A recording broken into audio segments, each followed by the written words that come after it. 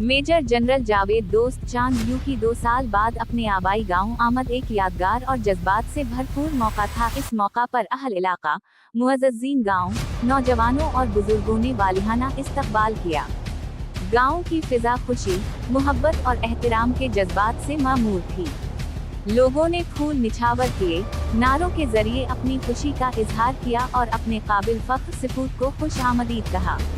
Major general Javed दोस्त चांद you ने अपने आबाई गांव पहुंचकर सबसे पहले ताज़ियती दौरा किया, जहां इन्होंने मरहूमीन के लवाहिकीन से दिली हमदर्दी और ताज़ियत का इजहार किया। इन्होंने दुख की इस घड़ी में अहल खाना को सब्र और इस्तिकामत की तलकीन की और उनके गम में बराबर के शरीक होने का यकीन दिलाया। इनका ये अमल उनकी इंसान दोस्ती, आजज़ी और समाजी अक़दार से वाबस्तगी का मज़हर था। इस मौका पर मेजर जनरल जावेद दोस्त चांदेव ने अहल गांव से मुलाकातें की और बुजुर्गों की दुआएं हासिल की। इन्होंने नौजवानों को मेहनत, तालीम और मुल्क व कौम की खिदमत का पैगाम दिया।